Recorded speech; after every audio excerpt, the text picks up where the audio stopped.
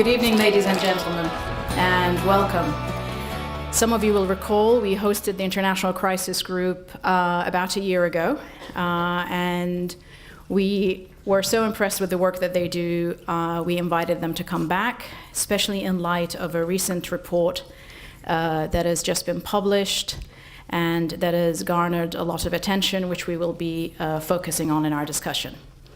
We have today Richard Atwood, who is the Director of Multilateral Affairs and Head of International Crisis Group's New York office since 2014. He represents the organization at the United Nations as well. Richard leads ICG's work on violent extremism, a topic we will be, of course, discussing in depth today. He previously served for 5 years as Crisis Group's Research Director, overseeing thematic research and working with the President and program staff to develop policy.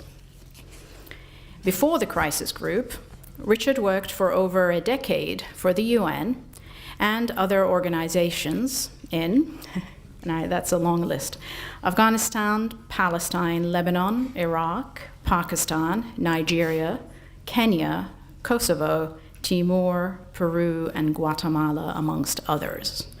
All really hot vacation spots. Richard has a Master of Public Policy from Woodrow Wilson School at Princeton University, and a BA in Modern History and Russian from the University of London. He speaks multiple languages, including Spanish, French, Russian, and Portuguese. Tad bit of English.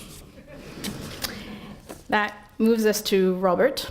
Robert Blecher, would like to be called Rob, I believe, is the Deputy Program Director for the Middle East and North Africa at the International Crisis Group, where he helps oversee the research and analysis of the program's analysts across the region. He was previously the organization's Project Director and Senior Analyst for Israel-Palestine.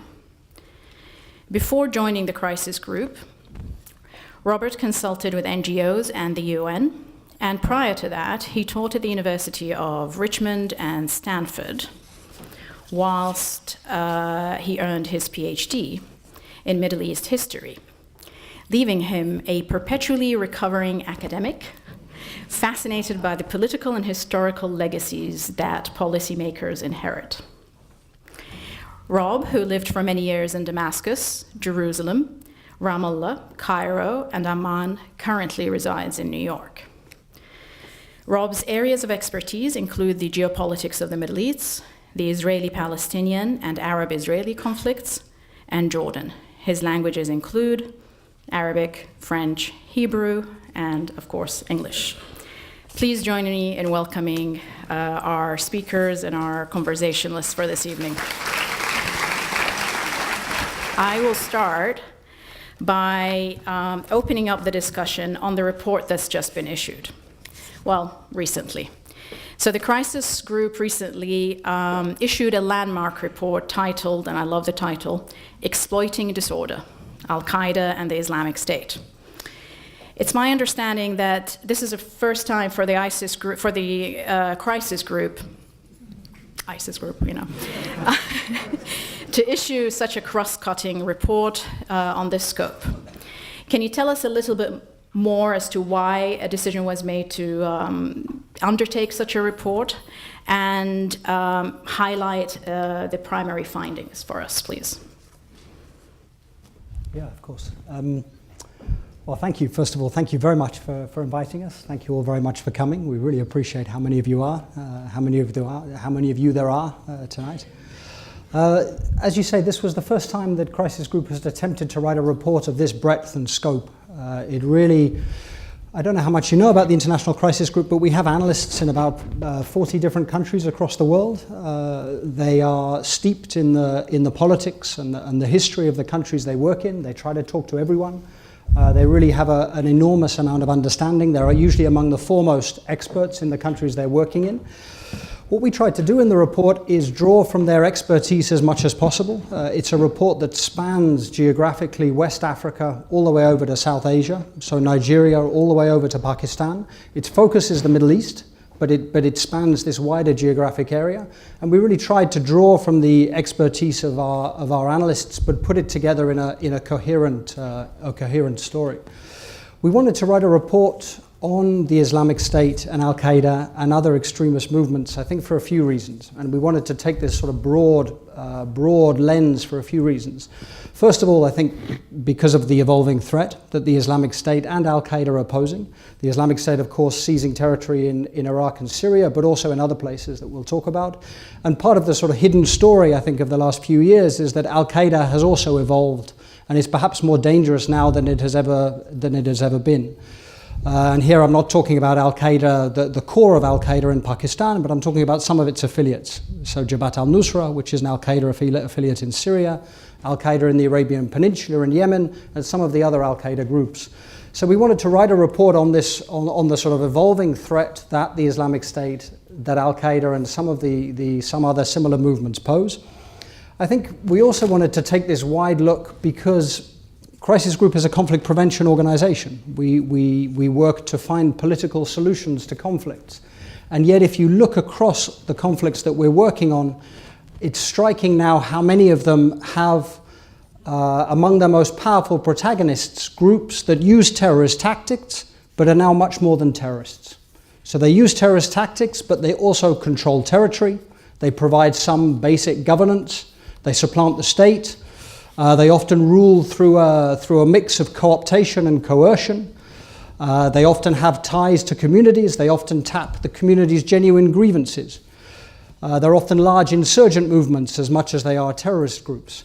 Now, traditionally, movements like this are very difficult to defeat by military means alone. It's very difficult to defeat them militarily. There's very little modern precedent for defeating a group like this by military means alone. And yet, with al-Qaeda, with some of the al-Qaeda affiliates, with the Islamic State and some of the al-Qaeda affiliates, they, of course, espouse an ideology. They have goals that are very difficult to accommodate in a political process. It's very difficult to see either movement being part of a peace process because they're either not interested in a peace process or their goals are very difficult to accommodate, partly because they're incompatible with the nation-state system, partly because they're deeply unpopular in areas they control, or aspects of them are very unpopular in areas they control. So it was really this dilemma that we tried to look at in the report, groups that are difficult to defeat militarily in many of today's war zones, but also difficult to accommodate in peace processes. So the report really tries to tackle this dilemma head on. I think it's part of the changing nature of conflict, the changing geopolitical environment, the changing conflict environment in which groups like Crisis Group operate. In fact, actually, Richard, I think you had said, and it's an interesting quote, that ISIS, the Islamic State, as you call it, profits from being the enemy of everyone but the priority of no one. That in fact regional state rivalries are more focused on their own regional issues than the threat of ISIS and al-Qaeda. Can you elaborate a bit on that, and specifically as it pertains to the Iran-Saudi rivalry that is playing out in the whole region? Yeah, I think you said it very well. I think in the report we try to root the rise of the Islamic State, of ISIL, and the increasing reach of some of the al-Qaeda affiliates in the wider geopolitical currents and the geopolitical upheaval in the Middle East. And we look at how both movements have been able to exploit new wars, new collapsed states, and as you say, geopolitical rivalries to expand and increase their influence. We identify in the report as particularly dangerous the escalating Saudi Arabia-Iran rivalry. And I think exactly as you say, for many states in the region, their regional rivals are higher priorities than the Islamic State and al-Qaeda. I think if you look at the group of states, for example, in Syria, that is nominally aligned against the Islamic State, for most of those regional powers, they have another priority that comes above the Islamic State. So certainly for Saudi Arabia, it's getting rid of the Assad regime, which it sees as a proxy for Iran. I think for Iran, its priority is propping up the Assad regime. For Turkey, the priority is the Kurds, and perhaps also getting rid of President Assad. Probably for Israel, the priority is Hezbollah for the moment. So I think really if you look at the array of states that are nominally aligned against the Islamic State the Islamic State is usually priority number 2. Right. And I think this is not the case for the West. Perhaps it's not the case for Jordan, but it's certainly true for many of the other states. I think you could also, in a slightly different context, look at what the Saudi Arabia-led coalition is doing in Yemen. Clearly, the Saudis view in Yemen Iran and the threat from the Houthis, which they perceive as proxies for Iran, as a graver threat than al-Qaeda in the Arabian Peninsula. And in fact, the Saudi-led escalation provided an opportunity for al-Qaeda to expand in Yemen. It's interesting that you just said that is probably not true of Europe and the West, but would you not say that, in fact, I mean, most governments, including the United States government, would be their number one priority is their own local national interests, as opposed to, and national as in regional as well, as opposed to ISIS being their number one priority threat? Yes. All right. Yeah, I think so. I think, though, in this case, we would argue that probably for some of the big Sunni powers, to focus to the degree they have on Iran is understandable because of Iran's extending reach and role in the region. But to overlook the threat from Sunni radicalism by focusing solely on the threat they perceive from Iran is probably a strategic miscalculation. And actually, Robert, would you be able to elaborate more on that in terms of the various countries in the region and their priorities? You know, it's confusing for most people, even those of us who are, you know, from the region. Sure. As to how they align themselves and why. Well, I mean, I think that there's actually a couple different levels in terms of priority here, right? It's both the question of competition between states and blocks of states, but then it's also competition internally within these countries, right? That has created the disorder, right? That these extremist groups have been able to exploit. Thus, the name of the report, Exploiting Disorder. So, you know, to take an example of a country that has not been mentioned so far, to work in Libya. So you might have seen in the media this week, there was just a meeting in Vienna and a bunch of international powers, the international community such that it is, decided that they were going to support this new unity government that exists in Libya, and they spoke favorably. They haven't actually done anything yet, but they spoke favorably of lifting the arms embargo that has been in place to try to tamp down the violence that has been raging there ever since 2011. The international community made the decision, we're not going to give arms to anybody because we want to try to keep the temperature as low as possible, which hasn't worked. But now that there's this new national unity government in place, okay, so we want to fight the Islamic State. There is now a unity government in place that the UN helped negotiate and set up. So, well, the UN helped negotiate this. The international community backs it. We're going to give money and we're going to give weapons to this entity to fight the Islamic State. Right? The problem is, before this new government was formed, there were already 2 governments in Libya, both of which claimed to be the legitimate authority. Right. Okay? So to make a very long story short, one of those governments has more or less been cooperating with this new government. But the other government, the government that's on the east side of the country in Tobruk, has not agreed to cooperate. So, and that government in Tobruk is being funded by some of these state actors. It's being funded and supplied by a number of actors that see the Tobruk government as their best bet for quashing Islamic radicalism. Okay? So, and they're arming that branch. Okay? So with this decision to go ahead and arm the new national unity government, you're going to have 2 separate governments that are being funded by mostly different outside actors, but in some cases the same outside actors, okay, are going to fund and support these two different governments, theoretically because these 2 governments each want to fight ISIS. But for each one of these governments, the far bigger threat to them is the other government. It's not ISIS, right? ISIS can just, for all they care, ISIS can just, sit there as long as they stay within a relatively confined perimeter and not expand too much. If they expand too much, okay, they'll have to slap them down to make sure they stay within their boundary. Right. But as long as they sit there kind of within their perimeter, okay, ISIS stays there as a placeholder. it's far more dangerous for us that our rival takes over this territory than ISIS has hold on to this territory. So ISIS actually becomes a useful placeholder while these two entities that are being funded by the outside use the weapons that are supposed to be turned against ISIS and against each other. So this sort of is one example that's in the news this week. This story has repeated itself all over the Middle East, where different groups fight each other, and as a result of fighting each other, there is just chaos or disorder and enormous amounts of violence that the extremists are able to exploit extremely effectively. Speaking of headlines and what's been in the news this week, chaos in the region. So just, brief going through the headlines today. Diplomats in Vienna failed to agree on a date when peace talks between the parties to the Syrian conflict can resume. In Iraq, there was another series of bombings, killing approximately 46 people. And that is after last week's bombings carried out by ISIS, which was, resulted in the largest number of killings for this year. In Yemen, the internationally recognized government walked out of the peace talks with the Houthis in Kuwait. So there's obviously, as you said, chaos in the region and conflict, internal ones as well as regional ones.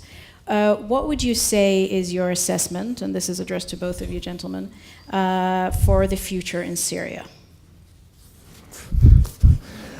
We ask the easy questions. Leave this one to Rob. Well, actually, I mean, that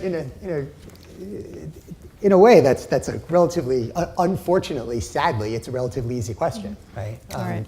More of the same.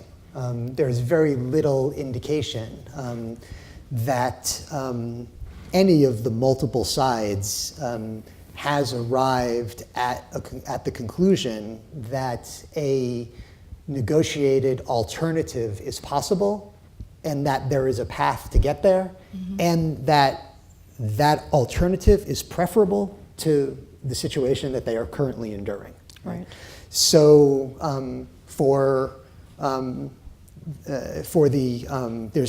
you can sort of look at this in three concentric circles. Most narrowly, there are the local actors. Okay? The regime is fighting for its life, and the opposition, as both sides, as the regime sees it and as the opposition sees it, they are both fighting for their lives. It's an existential issue. Right? There's no possibility of compromise, because if we stop fighting, the other side will wipe us out. Then there's the regional issue, the regional level. The Saudis, sort of the Saudis and the Turks and the Iranians backing strongly the regime.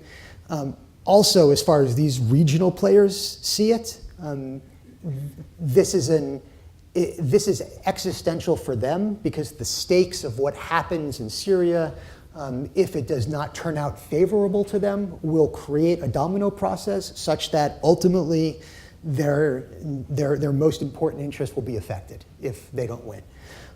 So both for Saudi, for Iran, it's sad to say that it's better that, as they see it, it's better that Syria burn, and they win and are able to stand on the ashes and claim victory. Which is a notion that's been heard in the region before. Survival of the regime over survival of the country and the people. There you have it.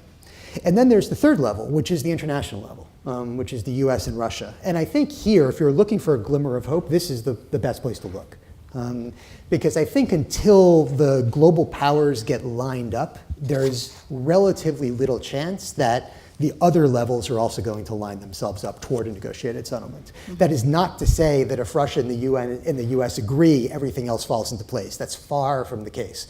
But it's very difficult to imagine the other stuff falls into place without Russia and the US. And there is some kind of sense now that both Russia and the US feel like there's a need to get this under control, because for both sides, the continued violence and the spreading of the violence has negative effects. So it doesn't mean that they're completely on the same page. You can see that at the press conference there are certain differences between them, but I think there's a sense that over the last few months the differences have narrowed to an extent where they're at least a little bit closer. And in fact, Russia came out and said at that conference that that they're not backing the Assad regime, but that it is a better of two evils. Right. Assad versus ISIS, this is the better of two evils. There is no better alternative. I think some people heard that and sort of raised an eyebrow. Right.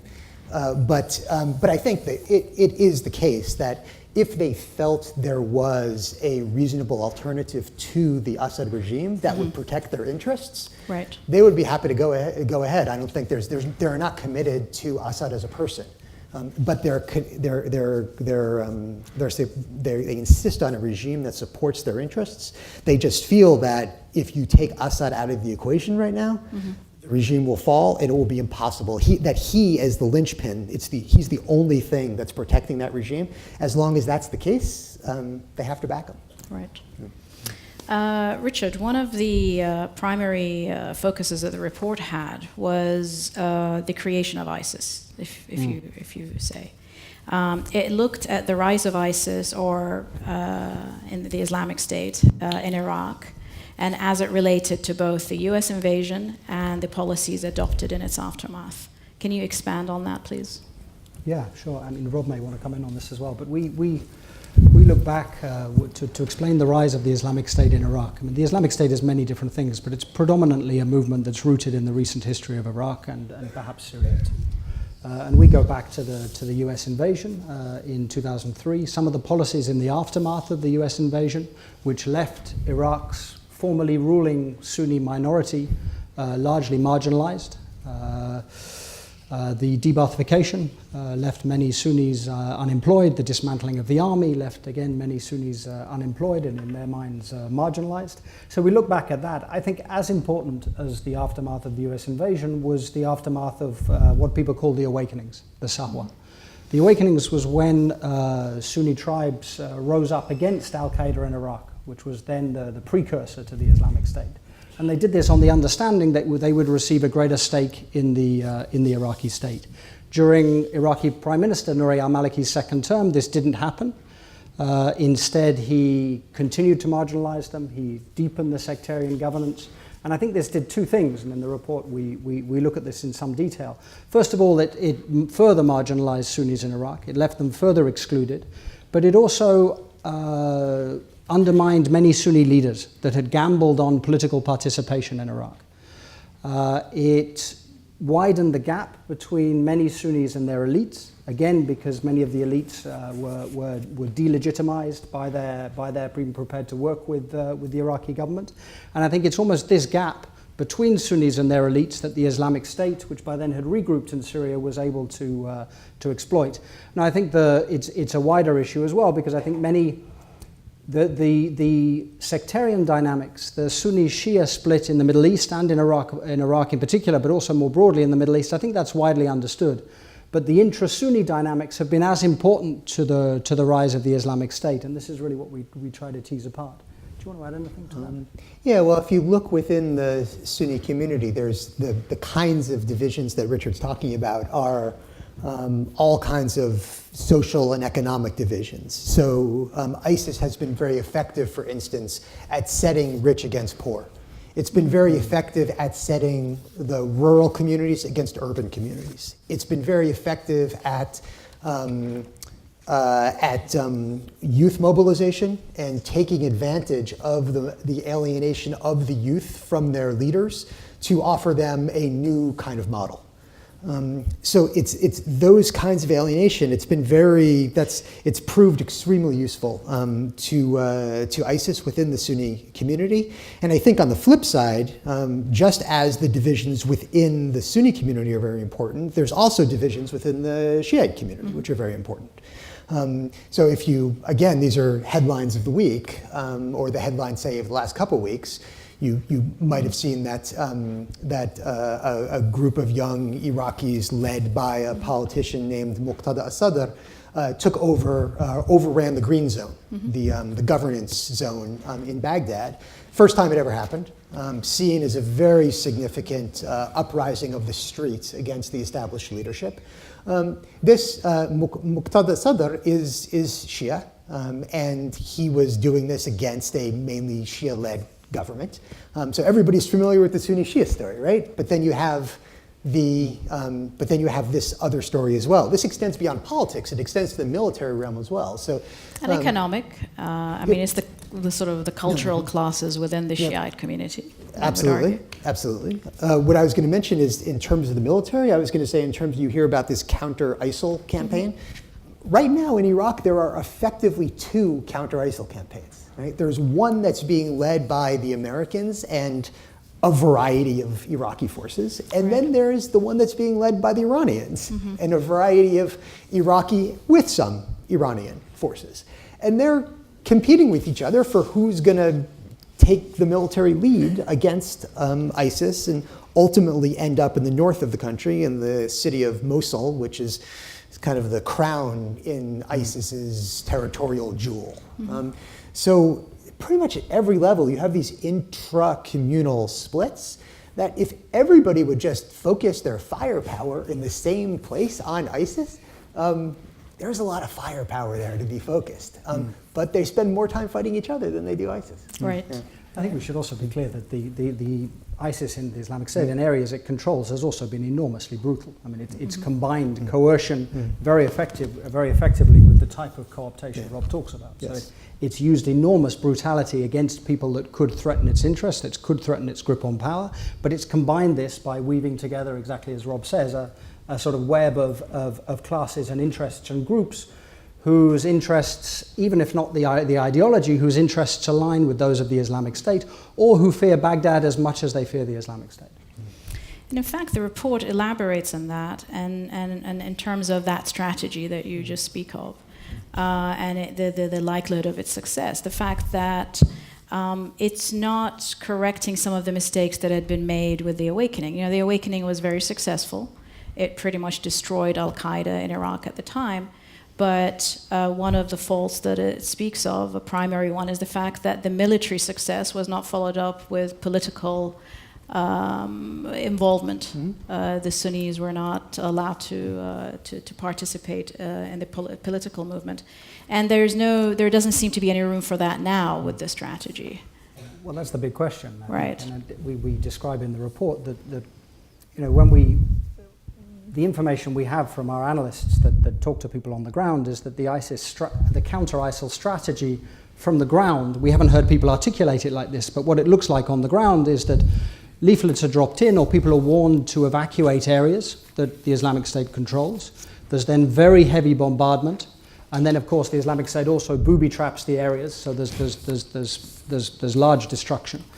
Different parts of the country are different because the Islamic State has put up more of a fight for some places than for others. So there's been greater levels of destruction in some places than there have been in others.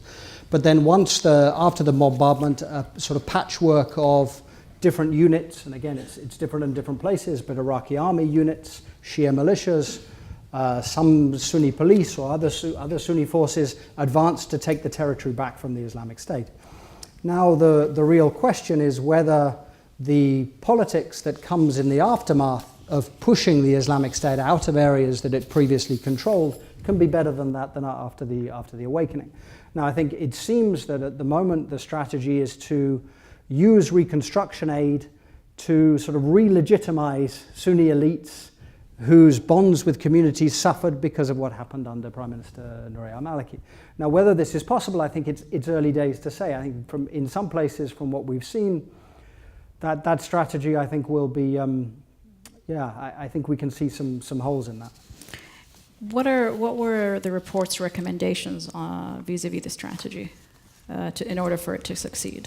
Well, I think in addition to fixing the problems with the post-awakening moment where the military success was not converted into a political success, I think it's also important to remember the lessons that were learned and implemented effectively the first time around. right? Right. So going along with the awakenings, with the uprising of some of the Arab tribes, there was the U.S. surge, which I'm sure many or all of you have heard about, led by General Petraeus. This was the change in doctrine to a population-centered approach to counterinsurgency, where the approach was that the trust of the people was at least as important as gaining the territory on which they were living. Like, you're not going to be able to hold the territory until you gain the trust of the people.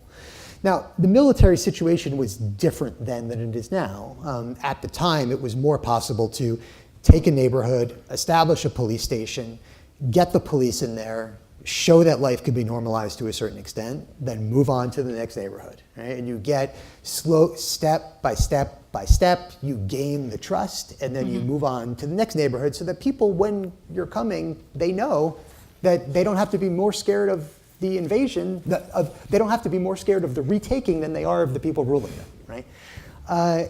That lesson, it's granted, the military situation is different, but I think one of the things we're concerned about is that, to a certain extent, that lesson has been lost.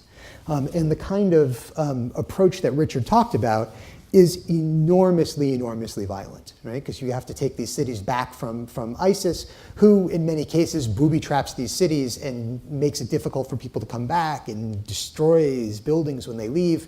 So the idea of being able to move in the way that General Petraeus did, that's not really practical. But what we advise is, in at least certain parts of the country, you need to think about slowing down the military campaign so you can demonstrate the fruits of taking back the territory from ISIS before moving on to the next area. So in some places, the population has been able to, Sunni population has been able to come back. In other areas, they haven't. Right. They simply have not been able to come back. Too many booby traps, too dangerous, too much danger of continuing attacks, terrorist attacks, possibility of revenge attacks and all these things. That leaves the people who are on the receiving end of the liberation campaign, the people who are still to be liberated, are terrified about what their liberation is going to mean for them in their communities. So we say this with some degree of trepidation because we understand that, well, if you slow down, that gives ISIS more time to indoctrinate people. Right. If you slow down, that means that the campaign that's being led by the Iranian side, you might give them more time to make headway. And that, and for the US and its allies, that's not a good thing.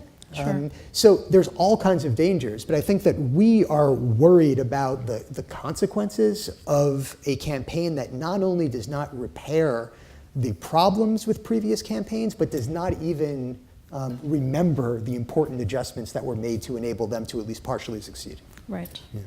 You know, it's interesting you mentioned General Petraeus, whom we hosted recently, and when asked about the strategy and his advice, as well as the current candidates' recommendations for how to defeat ISIS, he had one of my favorite quotes, particularly in reference to carpet bombing, where he said that he has no issue with carpet bombing as long as the enemy aligns itself as a carpet.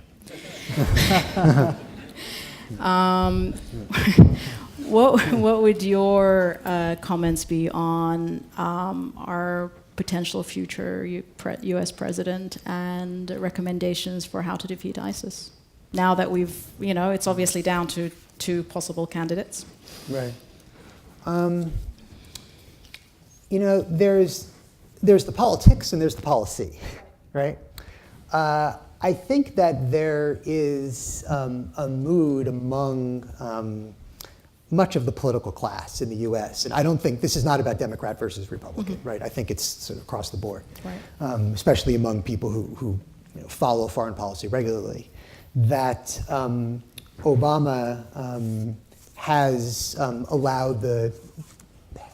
has overlearned the lessons of the first Iraq War. Right. That if George Bush was too assertive and aggressive in going into Iraq, Obama has done the opposite. Obama has has refused to use American military power in a way which has led to the diminishing of American influence more than was necessary, even given the constraints, the global constraints that exist now.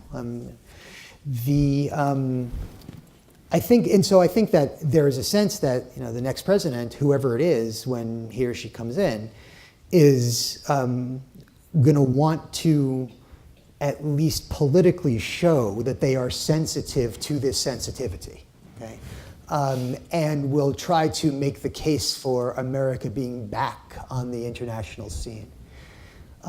Whether that is sustainable as a policy is a different question, okay? Because that person is going to find that they're going to find themselves constrained by many of the same things that Obama finds himself constrained by now.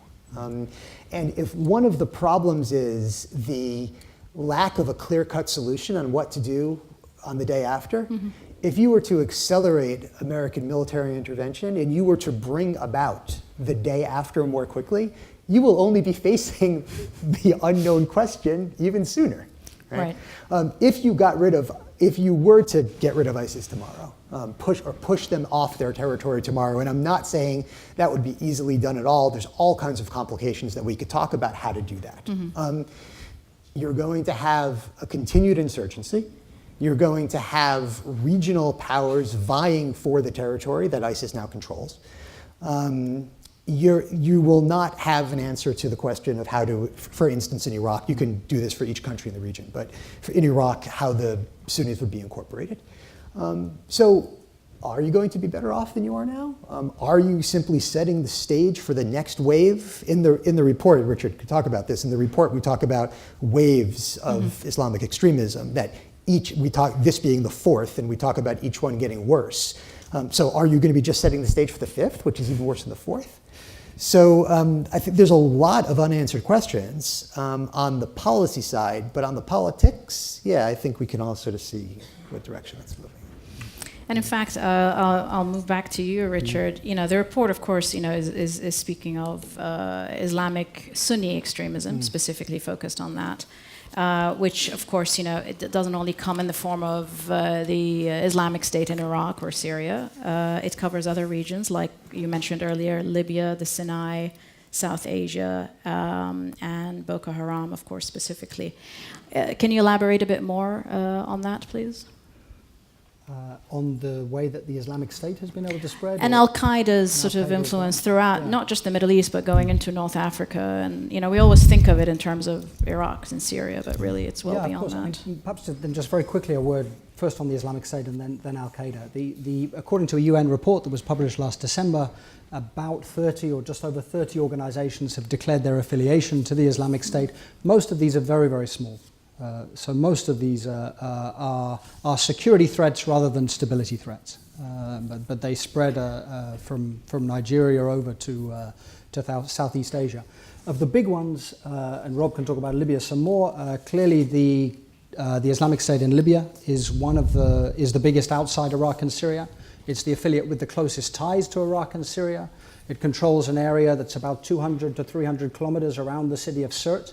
Now, Libya doesn't have the Sunni Shia, the sectarian dynamics that Iraq and Syria do, but the Islamic State has been able to exploit, or it's been able to come in and offer protection to groups or tribes that were formerly affiliated to the Gaddafi regime. So it's exploited the sort of same dynamics of people that lost out after the overthrow of a dictator to seize territory in Sirte. So Sirte is probably the largest. Then you have the group in the Sinai, the Islamic State in the Sinai, where a Bedouin movement, Ansar Beit al-Maqdis, has declared affiliation to the Islamic State. I think we still see that as quite a local movement. It brought down the Russian plane earlier this year or last year, and it probably received some assistance, some technical assistance to do that, but still we would see it as quite a local movement. Boko Haram in Nigeria, which has now spread around the Lake Chad Basin to neighboring countries. This is declared affiliation. I think still we see Boko Haram as a movement that's mostly Nigerian or mostly from the region, rooted in the political economy of northern Nigeria. I think in general, there are some ties, for example, between the Libya and the Syria-Iraq branches. I think in general we see these movements very much rooted in their local dynamics, notwithstanding some connections between them. Al-Qaeda has pursued a slightly different strategy, but perhaps I'm not sure how much time we want to leave for the... We've got 1 minute as my team is collecting questions. You can fit a lot in a minute, I think. Yeah, I mean, I think perhaps the hidden story over the last 3 years, because there's been so much focus on the Islamic State, has been the increasing prominence and reach of al-Qaeda. Mm-hmm. And we talk about this in some depth in the report. And here we're not talking about the al-Qaeda and al-Zawahiri, who took over from bin Laden, who appears to be somewhere in South Asia. The core of what was called the al-Qaeda core, this group of leaders that was formerly in the Pakistani tribal areas, this has been considerably weakened by US drone strikes, by Pakistani military operations. So we're not really talking about that, but some of the al-Qaeda affiliates, particularly al-Qaeda in the Arabian Peninsula, which took advantage of the state collapse in Yemen to seize a large piece of territory on the Yemeni coast. It's since been pushed out of al-Mukalla, but remains an important and dangerous group. I think it has some quite close ties to communities there. And then Jabhat al-Nusra, which is the al-Qaeda affiliate in Syria. And again, the al-Qaeda in Syria has pursued quite a different strategy to that of the Islamic State. It's been prepared to work alongside other rebels. It's probably been more sensitive to popular opinion in areas it controls. It's tried to be slower in the way it implements Sharia so as not to alienate people. So al-Qaeda, I think, has responded to the upheaval in the Middle East in a slightly different way than the Islamic State has. And it may even prove, the al-Qaeda brand has proven quite durable. And I think it's difficult to say now, but it's certainly not out. And whereas I think a year ago or a year and a half ago, it looked as though the Islamic State was the new kid on the block and was receiving a lot of the support that al-Qaeda might have received, I think that's perhaps no longer the case. I think it remains to be seen which of the two organizations' strategies remains more durable. Moving on to our audience's questions. What are the strategic interests for the US in Syria and Libya, and what future do you see for the Kurds?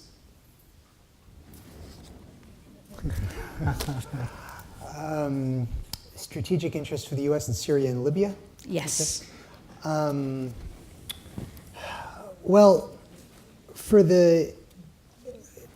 Despite the fact that President Obama has, to a certain extent, recalibrated U.S. policy in the region to attempt to, as he sees it, neutralize the Iranian nuclear threat, and also to try to strike a better balance between, as he would say, basically Sunni interest and Shia interest, that he would say not to take a side, essentially, in a religious war. That is what is not the U.S. interest, as the president would say, that we should not line up with one side, either with Saudi or either with Sunni or with Shia, because that only catches the U.S. up in something that it doesn't have a place in and cannot win.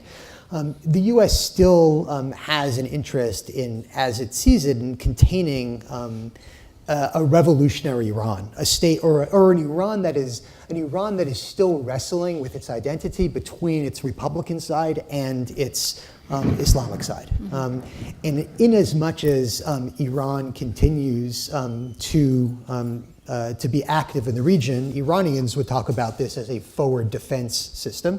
Others would talk about it simply as meddling in their internal affairs. the U.S. has, I think, an interest in ensuring that its traditional partners, like Turkey and Syria, like Turkey and Saudi, remain strong regional actors, and that despite the fact that the U.S. is trying to rebalance, I think it has an interest in maintaining that partnership and ensuring that whatever Iran's ultimate influence is, it doesn't go too far for America. In Libya, I think the interests are more narrow. They certainly don't want to see IS expand, because that is a global U.S. interest to not see it expand. And that's why the Americans have stepped back to a certain extent in Libya, leaving it more to the Europeans, because that's the European backyard. It's really their big problem, and the Americans are willing to let the Europeans lead. I think the Americans, to a certain extent, feel like if they do not step up and push things, the Europeans will not do it themselves. But compared to the way U.S. leads other places, it's not as much. Kurds, talk about exploiting disorder, right? There's been lots of room for the Kurds to expand as well, and they certainly have become a vital, not just tactical, but strategic partner for the U.S. in its fight against IS, and that has allowed them to not only claim territory, but also to build their political capital. That political capital, at some point, they will be able to redeem, probably for increased autonomy wherever they are. But in terms of changing the political borders of the region such that the Kurds have their own state, I think that's still kind of far off, because there's as much as the powers in that area disagree about almost everything, one thing they do agree on is that they're not giving up any of their territory to the Kurds.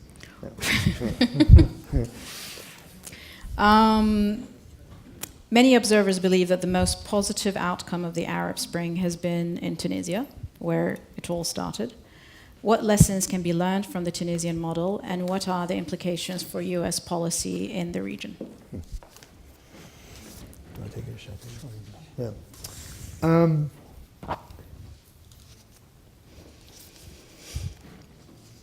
Good question.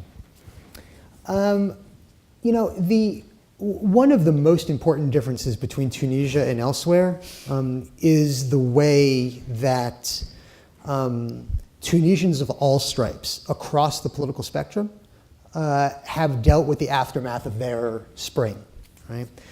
The Muslim Brotherhood in Tunisia handled their domestic scene extremely differently than, say, the Muslim Brotherhood in Egypt, right? When problems mounted in Egypt for the Brotherhood, they chose a path of standing on what they called legitimacy, their electoral legitimacy, which in the end didn't do them very much good. And ultimately, they were, as you know, in 2013, President Morsi of the Brotherhood formerly of the Brotherhood, was removed. In Tunisia, all sides compromised much more. And I think the lesson really for the region, as well as for the US, I'm going to answer the question a little bit backwards. What this question shows is that in the end, it's local actors who hold most of the cards in how these things work out. Right? So in Tunisia, there was a willingness to compromise, and both sides went pretty far in making that work, to the point where the leaders on both sides have been able to kind of work together to craft an elite bargain, and they've had a really hard time bringing their bases along, because they've seen how far, the bases have seen how far the leaders have moved together. So that there's all kinds of strains in that system, and whether that positive model is able to endure I think is a big question. Maybe we'll be back next year talking about Tunisia. But I think that's the real lesson here, that it's the local populations that really, really hold the key in terms of how these things develop. Richard, congratulations, you are the next United States president. I think that's unlikely. I'm just bummed that this question is not mine. What are the first 1 or 2 steps you would take to bring stability to the region? Good luck with that. Stability to the region. I think Rob talked about this a little bit. I think I think overall, and I'm speaking personally here, and Crisis Group is a big tent, so we would have different. Our analysts would probably think differently in different places. Overall, I think that although there's many individual decisions you can look at and you can question how they were taken, I think overall the Obama administration's, to some degree, restraint in Iraq, for example, I think has made sense. I think not going in as heavy as some people would have liked, I think is probably sensible. It's difficult to come back to the point you made earlier about the two camps' positions. I think it's very difficult to say much about Trump's presidency's position on the Middle East because it's not yet defined. It's not clear. It's just going to carpet bomb everyone. The carpet bombing. I mean, I think that clearly doesn't make any sense. I think some of the statements about Muslims are self-defeating. Clearly. Towards stabilizing the Middle East, when we talk to some senior U.S. officials, they will say, well, in Iraq, we overthrew the dictator, and then we committed troops, and yet it was still a crisis. In Libya, we overthrew the dictator and didn't commit troops, and it was still a crisis. In Syria, we haven't overthrown the dictator, and we haven't committed troops, and it's still a crisis. And you can say there's something slightly defeatist about that, and of course the US has an extremely important role to play, but there are limits to what it can do. I think we would like to have seen it, overall the US certainly recognized that the Saudi Arabia-Iran rivalry is particularly dangerous.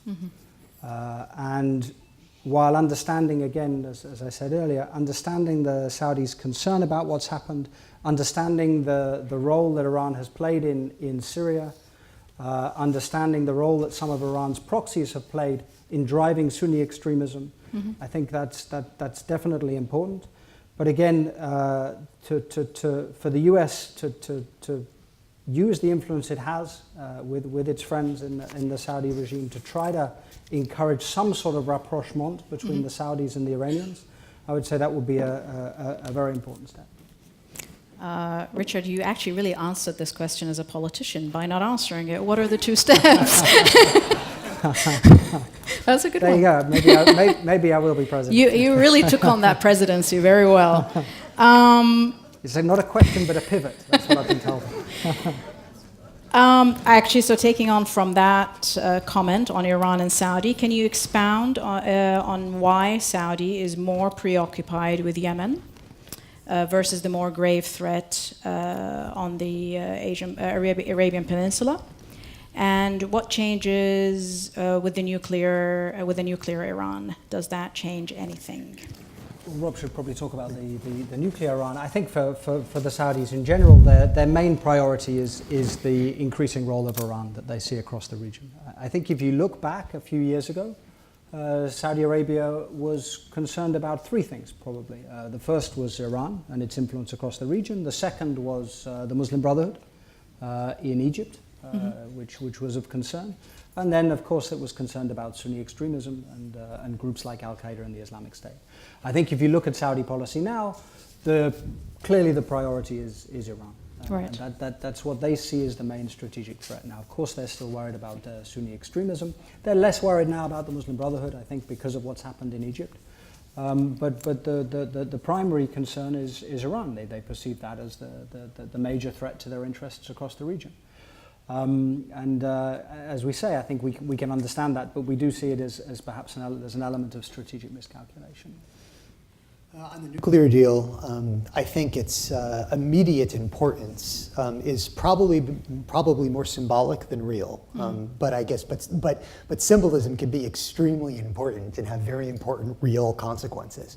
The reason I say that is because whatever the nuclear deal, we know that for at least the next, even the opponents of the nuclear deal will say for the next 10 or 15 years, yes, Iran could cheat, but even Prime Minister Netanyahu, who is very much against the deal, said that the biggest nightmare is that Iran actually sticks with the deal, because that means that after the end of 10 or 15 years, they'll be in a position to be able to produce a nuclear weapon. So I think everybody has kind of put the nuclear weapon issue off a little bit, and in politics, 10 to 15 years is a long time. What's not a long time is the symbolism of America shifting from what had been perceived as a pro-Saudi, implicitly pro-Sunni position, anti-Iran, to rebalancing, to try to support some of what some in the Obama administration have called the moderates in the Iranian system, to try to walk the fence a little bit between those two sides. If you're on the Saudi side and you formerly thought you were being backed to the hilt by the world superpower, and then all of a sudden it looks like the world superpower doesn't have your back anymore and is just leaving you hanging out there against what you think is your existential enemy, that is creeping up on your border, that's going to be extremely worrisome. So that's, in the immediate term, symbolism. In longer term, of course, the nuclear weapons issue will become prominent again.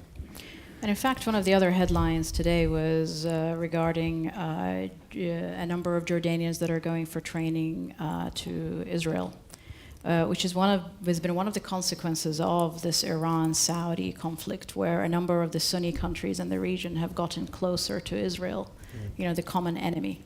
And that's another dynamic that is shifting in the region, which is quite interesting. Our Israel analyst, when I was talking to him about this the other day, said to me that Israel has become a Jewish Sunni state. That is the emerging alliance. When Israel looks around the region, who is it going to cooperate with? Is it going to cooperate with the Muslim Brotherhood? No. Is it going to cooperate with ISIS? No. Is it going to cooperate with Iran? No. Who's left? The monarchies and the traditional Sunni states, and so that's where it sees its interest. And the reverse is true as well, that the Sunni states see that Israel can be a useful ally as well. Right. That we've got just time for one more question. From an international crisis group perspective, what are the top 3 humanitarian consequences or issues impacted by the perpetual Islamic feud in the future? The top 3 humanitarian consequences. Well, I think I think there's clearly the what people call the refugee crisis, the enormous number of displaced. There are more people displaced now than at any time since the Second World War, I think. So clearly this is one of the enormous impacts. And although it's difficult to know the exact numbers, but it seems that the majority of these are displaced because of conflicts, particularly new conflicts in the Muslim world. So that's the first. I think then you have an enormous number of children that are suffering enormous trauma. Because they're being moved out of their homes, because they've witnessed enormous violence, because they may not be getting the education that they should be getting at their age. So I think you have potentially a generation of children in some parts of the world that have suffered this enormous trauma, and that are I think the implications of that could be quite far-reaching. Do you want to add a third? I've done the easy ones. No. Well, I mean, I would you can divide up refugee into a number of different categories, and I think that's probably, you have refugees who make it as far as Europe, and those are the ones who we often read about in the newspapers. You have refugees which spill over into neighboring countries. Which is the largest numbers. Which is the largest numbers, and put incredible strains on those surrounding countries. So Jordan, Lebanon, Turkey, right? And this is going to have, assuming the war continues, it's going to have generational consequences. And then you have the internally displaced people. When you put that together with the other kind of consequences, the lost generation, just enormous consequences. Gentlemen, this has been really interesting, and it's a depressing topic to discuss. So I thought I'd end on a high note of a video that I was shown this morning from an ISIS fighter announcing that he received message from above that the suicide bomber who blew himself up last week in Iraq is, as we speak, sitting down and having lunch with the Prophet, and he's got his virgins as well. So, on a lighter note, thank you very much. This was wonderful. Thank you. Thank you, everyone.